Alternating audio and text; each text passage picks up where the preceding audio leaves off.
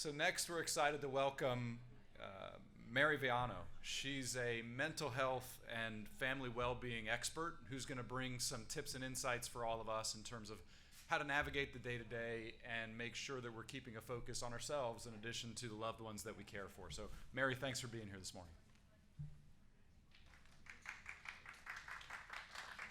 Good morning. Okay, let me just get things settled here a little bit. So I'm very excited to speak with you all today on behalf of supporting your family well-being, and it couldn't go kind of in sync any better than following up from Hillary and Penny and just really talking about families. So I'm going to dive in and just want you to really kind of get to know me first, kind of who I am, what I bring to the table in this conference. Though not having a child specifically related to what many of you are going through, I have a very unique and often talked about complex family. I am a single parent. I have three now adult children, 29, 27, 25. My two boys and daughter, when they were younger, kind of the beach was our place to dance. Like Penny was saying, where do you go to dance? Where do you go to kind of keep that going? My boys had significant trauma and mental health needs, and I was not in the field for mental health. I was actually in the field in education, and changed my journey of where I ended up because I needed to figure out services and supports. My daughter then came to me, and she had Down syndrome. She has a feeding tube, a G-tube, and complex medical needs that go with that. She's seen kind of in the glasses. Green is mental health color, so love the purple kind of representing your foundation and the different pieces that happen. Lulu often was the person that we spent lots of medical months, weeks, times with, and doing the complex needs. But again, mental health was kind of in our world, and I'll talk about that. The newest kind of generation of family member, my daughter is actually holding my grandson. I have three grandchildren. I brought one of my grandchildren home from the hospital because my middle son has significant substance use issues now with his mental health, which is a story that we're not going to get into today. So you will see the little boy with the clown hair and the binoculars that teaches me every day to continue to be grateful for what's in front of me and to continue that path to be able to do those connections. So he is a child that just recently, December, had his first grand mal seizure, and we are unraveling medical conditions. And uniquely, as I was coming here to talk, I said to Emily and her husband, I met with a genetic specialist yesterday. So I'm like, I'm going to people that are going to help me in a new village because genetics is not what I've been in. So just appreciative of the village that you've all created here. I will tell you often, and you'll hear this in my conversation of mental health, though my boys have significant mental health needs, mental health and well-being is around all of us, right? How it happens, how we talk about it. COVID really elevated the conversation and the acceptance of mental health, but it has not been that journey for me in talking about mental health. If anything, my daughter who needed additional supports in walking and or her own medical needs, I found empathy where people could see the disability on the outside of my children, not for my boys that had the different pieces that were there. And I would also say that as a person, anxiety is in my life. How can it not be, right? With the children that I have, but also me as a person in my own journey. So it's important to talk about mental health. I'm going to really talk about how you support your own family with mental health. And I'm bringing 25 years of experience and advocacy to you. So as Penny was talking, the media is close to me too, but I believe in collaboration and partnership. That is always going to be the first step. We teach families to not go to what we call the superintendent of a schools, right? You start first with the local teacher and you work your way up, right? So we would talk about that and getting the needs met for your family. So as we dive in, I encourage you to really pause and think about and appreciate the international approach that's in this realm. How is mental health defined in your family? Is it an active conversation? As a daughter of a father who is 100% first generation American from Italy to America, there was no conversation of mental health, right? There just wasn't. So really thinking about your culture. What are you open to? Is it an ongoing conversation of what's needed in your family? How do you talk about it? How do you recognize it? And embracing that with your family. And you may be, as you are probably today, the teacher of many things. Part of this journey is really also teaching.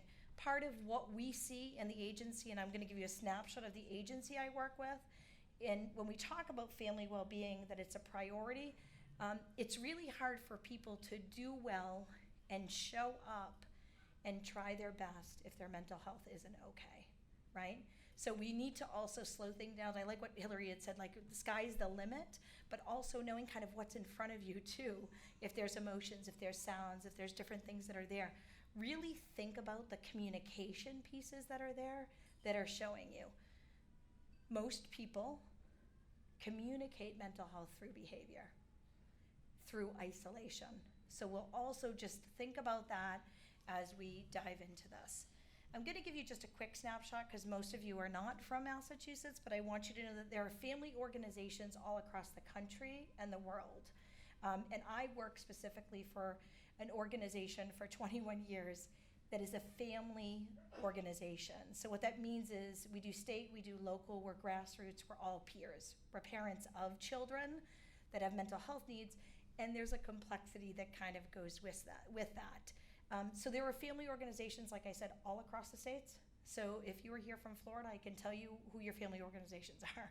I can tell you if you're from Tennessee, if you're outside of the country, I can tell you your connections that are there. So I want you to just know that I'm a resource.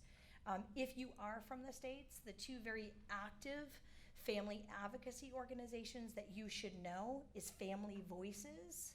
So that's a national organization that really deals with medical kids. And I'll make sure to get some of these resources to Emily too after so she can email out, but Family Voices is well known. They advocate on behalf of both Medicaid. So if something is not funded, they would want to hear from the Bow Foundation and other families if you do not have the funding and insurance to get your needs met. That could be anywhere from both communication to medical needs to those next steps.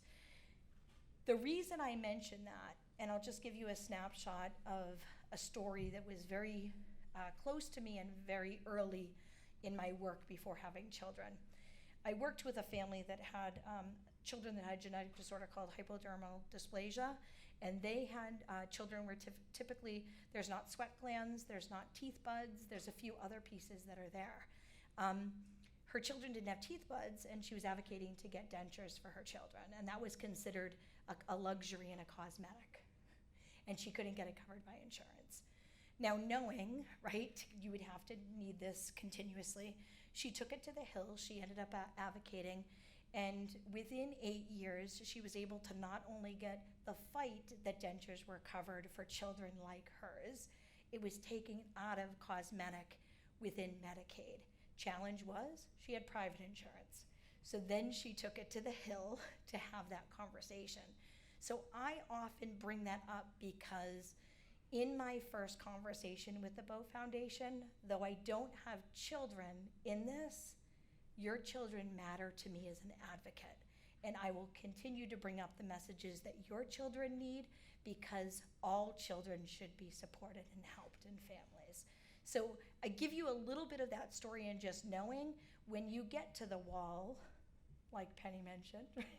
Quoting Penny a little bit, doesn't matter if you're in Australia or you're in France, there's always an opportunity when you have a village behind you, but it takes one leader to push that next step. And that's really this organization that I support and work for. We educate, we advocate, and we collaborate. We're connected in Massachusetts, specifically to DC. We get called on all the time on mental health from the presidents that serve in our states. So we are known to bring issues up. And it is all around the well-being and the mental health needs, but that doesn't mean that we don't talk about the co-occurring. That's kind of the word you hear often, co-occurring with like substance use and mental health. there is co-occurring with medical needs and mental health, right? Medical kids, people have mental health conditions as well. Everything that we do is free. There's no eligibility. There's no wait list. We respond to families and professionals because often professionals are trying to advocate. And all of our lived experience is really connected to many different things. I will tell you, just in general, peer-to-peer support, which I'm going to talk to, that's the parent-to-parent support, right? And family support. We know that if you can connect to another parent, and it's really hard sometimes to find, I often say like the PTA of families, right? Where do you find the families like you? It's both exciting, and I've continued to look around the room to see the families here. They don't have to be your next door neighbor to be in your village, right? The village is going to be important for you to keep. We also talk about in the peer-to-peer work that it also takes getting to know information that are going to be your roadblocks, right? So to prepare yourself and to have those conversations. In the peer-to-peer work that we have within this country, it is actually reimbursable through insurance to have a parent partner connected to you. It's different across states, but there now is actually a Medicaid feature that parent-to-parent connections. So you will see, if you see another parent advocate in a pediatrician's office, it's because there's been advocates before me, and then including me, that have advocated that it needs to be a paid role, that parents deserve to connect to other parents and make that connections. So we're going to really jump into the journey, and this first step, what we call in the journey with peer-to-peer, is to have support. In the well-being for families, and I really appreciated the conversation of, what happened with that first information, either of diagnosis, right? How did you feel? What was happening? Was it denial? Was it grief? Was it sadness? Where did you go? And this kind of goes through this path.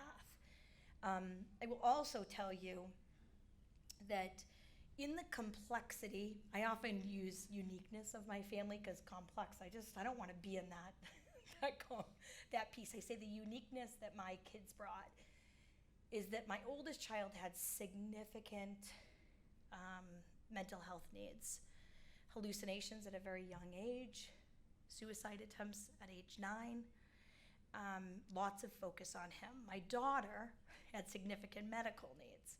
And I often said when I went to the children's hospital, it was like everybody was helping me and giving me different things. When I went into the mental health medical field, I was isolated. You wait in an emergency room. You're not given support right away. And it was extremely different in the approaches of how I was supported. I'm going to bring up siblings as well, and I'm going to tell you how we talk about siblings, but the journey of where you are and how your village also understands what you're going through is going to be key. And in that, I'll share some of my mistakes, right? I am a person that always typically has a smile on my face, can show up and be what I would say my advanced self today. You wouldn't know on Wednesday I was in crisis with my grandchild that had a seizure, right? So crisis families, and we identify families in 3 ways: crisis, beginners, or advanced.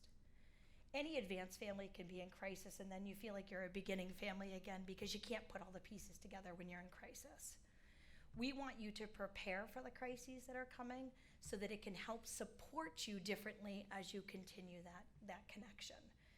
We will also, one of the pieces of our conversation in the journey is that as new things happen, you can go back to those stages within the journey that you were like, I was done with grief.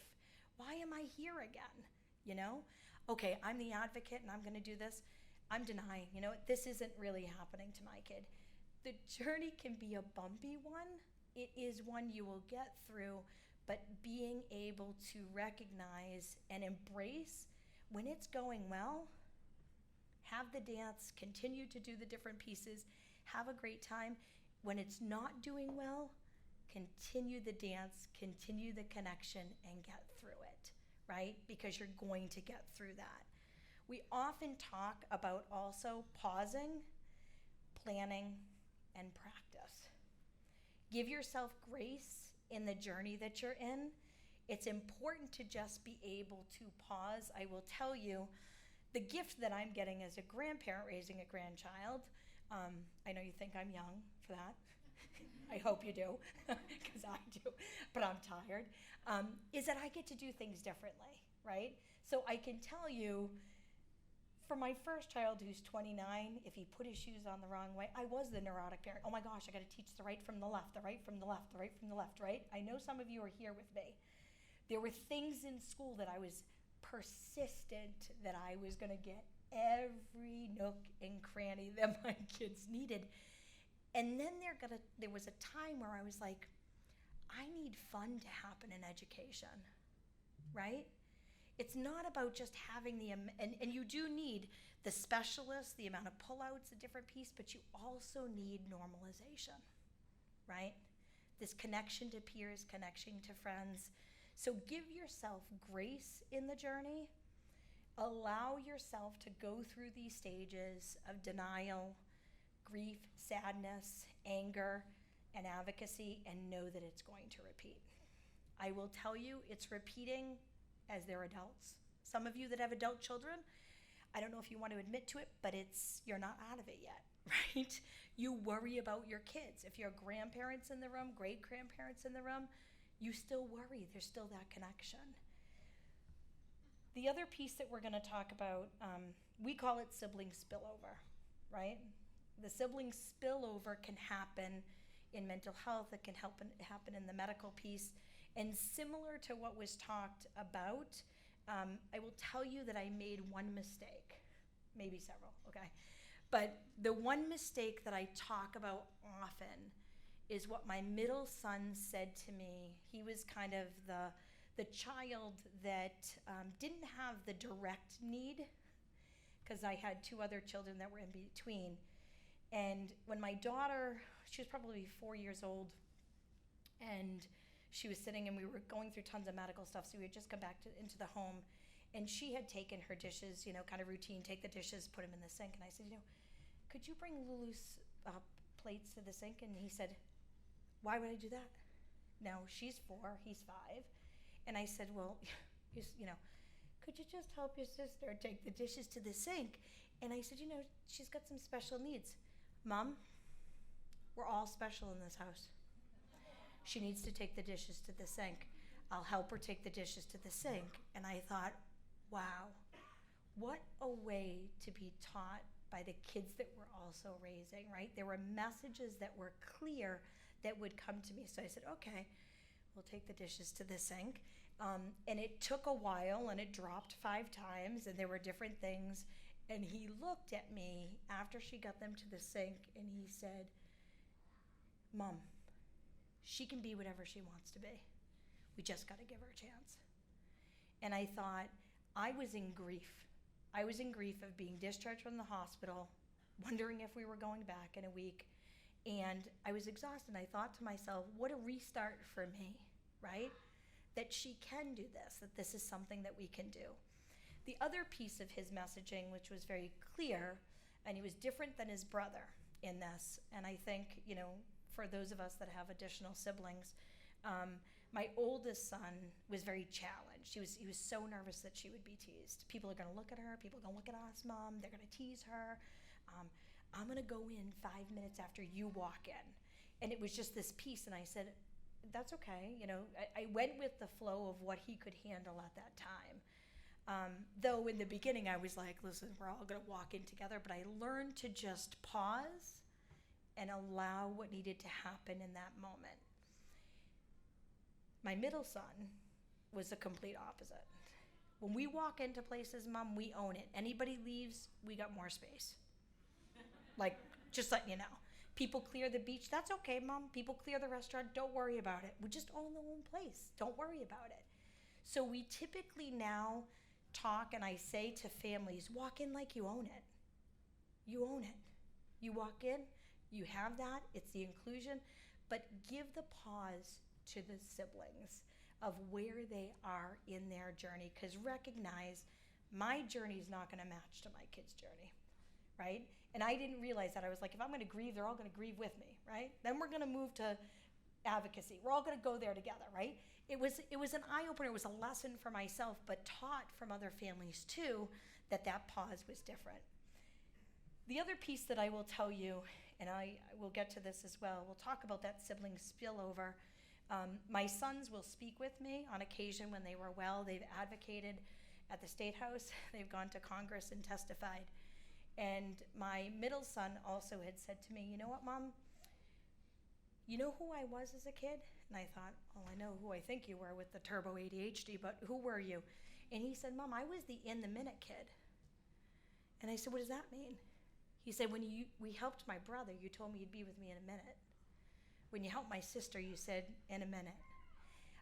I realized that was my name. I was in a minute. I had to wait. He said, I'm not angry about it, but it felt lonely at times. So I would encourage you, for the siblings that are in the minute, make sure you figure out the minute they get by themselves, right, to be able to do that step. It's important also to create the way that you define yourself and your loved ones. We talk openly about emotions, well-being, like I'm sad today. I'm angry today, this is what's going on. Now I have adult children and they're like, Mom, we're having a conversation, but you don't feel like you're completely present. I'm like, oh gosh, they've had so much therapy that now they're doing therapy on me, right? But they'll say, there are other things going on. It's important in intervention for mental health to be preventative. If you need a therapist, to be able to have and talk to siblings or even the loved one that's going through this, right? Because they have their own emotions. Schedule the therapist also to talk about the different pieces that are there. And remember that you will need to practice to make the road smooth. This isn't going to be a linear path, but pause, plan, and practice. Some important mental health facts that I want you just to know for yourselves and your family. To deal with any risks that are coming, if you deal with the risks, it lowers immediately if you accept it. If you acknowledge anxiety, it lowers the risk to self-harm, it lowers the risk to suicide attempts, it lowers the risk in additional mental health needs. We also know for children, and the data shows, that if you also meet children where they're at with acceptance, that it lowers the risk to long-term effects like homelessness and substance use. Data also shows, and it's exciting to see many couples here in this room, but marriage stress is increased with children with needs, and it actually doubles for children that have higher level of both medical needs and mental health needs. So why do I say that? I encourage you that if there are times that you need a marriage therapist, a spiritual guide, a coach, somebody to get you through that, know that the data already says what the data says. It doesn't say it can't work. It just says you may need some support, some coaching, some connections if there are continued journey pieces that come up. The data also shows that if the parents are doing well, children have a better chance to do better. And that's national data that we know. I only say this next piece not to scare anybody, but it's important to know because just like we talk about drugs and we talk about safe sex, we don't talk about suicide. Suicide is the second leading cause of death nationally for 10 to 18-year-olds. So in Massachusetts, it's the second leading cause as well, but nationally, it is extremely important to talk about and just to think about what it looks like. Mental health can show up differently in teenagers. Irritability is actually something that's connected to depression. I don't know a teenager that's not irritable, just being honest, right? But being able to really go with your gut instinct too of what's there.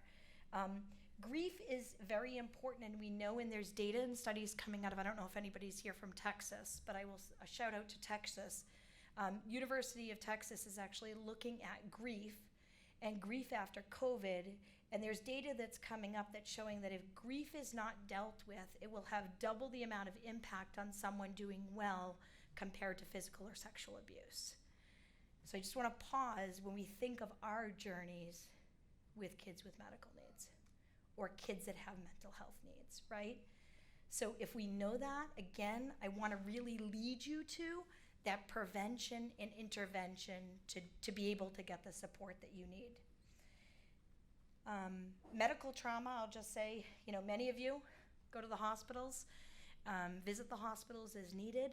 I think, just to kind of touch on Penny again, we know, and the data shows, that 80% of medical procedures are delayed or denied for individuals that have significant intellectual disabilities or other medical needs. So the advocacy needs to be raised higher a little bit more in that.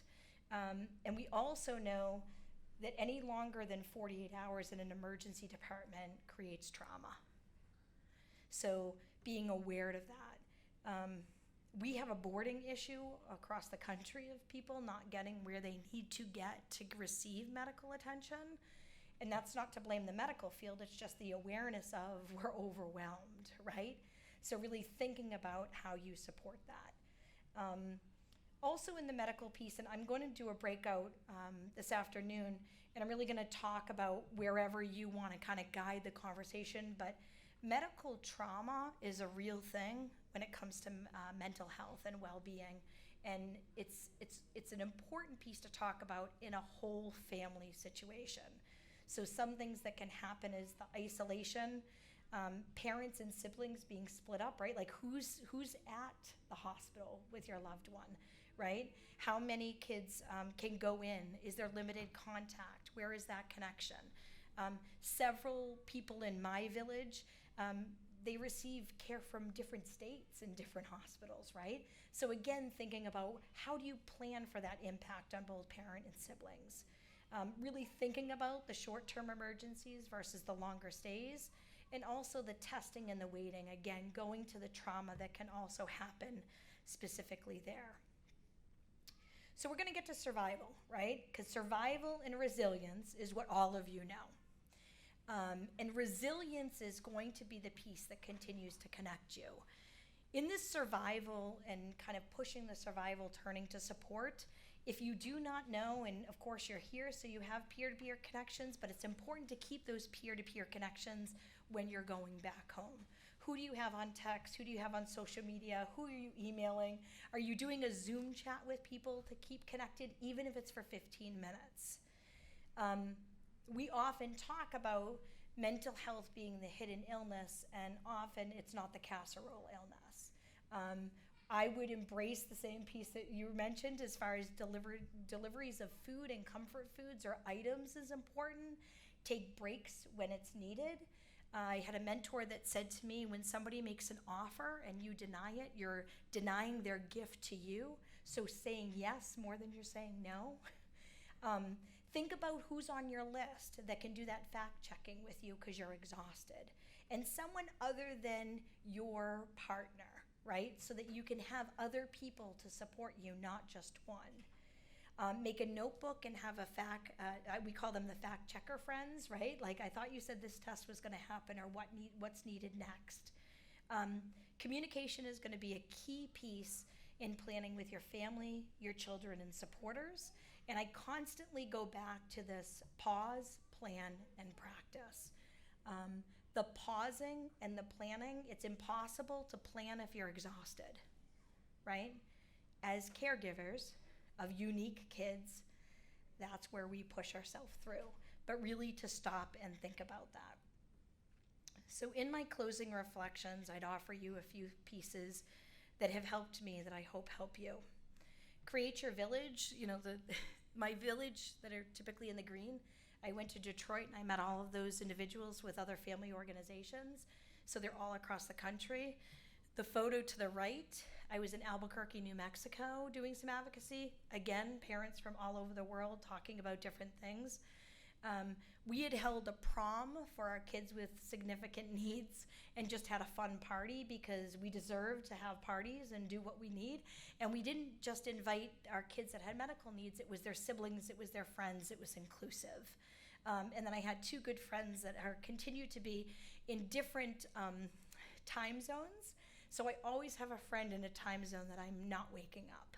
But that was important for me to have because my 2 o'clock phone calls or my midnight phone calls were definitely needed. Everyone has mental health. I would encourage you to have those conversations, everyone in your family, putting them, I love on the tech pieces, like having the emotions, having the different pieces, having the sense of humor, right? Having that connection that was really there, but having the conversation. I continued to have the conversation with my dad, even though he couldn't understand mental health. And it wasn't until maybe a week, and he just recently passed away, that he said to me, I really have never figured out what you do for work, but I know you talk a lot and you help a lot of people. And I thought, okay, you know what? I'm going to take that gift and continue that piece. I am going to tell you, this is my child that said that he was the in the minute kid when he was 4 years old. Now I have his son who's 4 years old with me. We talk about special time, whether it be 5 minutes. It doesn't have to be complicated. I allowed one child to sleep in the living room with me because we couldn't leave the home, right? But then they could have movie time. They could have all the extra snacks, right? Just different things to be able to connect. One kid to swim longer with me in the pool while the other kids came back. Special time is important time for not only your children, but if you're in a relationship, figuring out how to be creative in those date nights and those connections. And it can be anywhere from 5 minutes, and it can be that weekend away. So there's so much about self-care, which I really appreciate, but we're changing it to soul care. What does your soul need? What is that connection? Is it a cup of tea? Is it to read a good book? What do you need to be able to get to that next step? So I would encourage you, how do you cultivate that happy in your heart? Are you dancing in the kitchen in the mornings?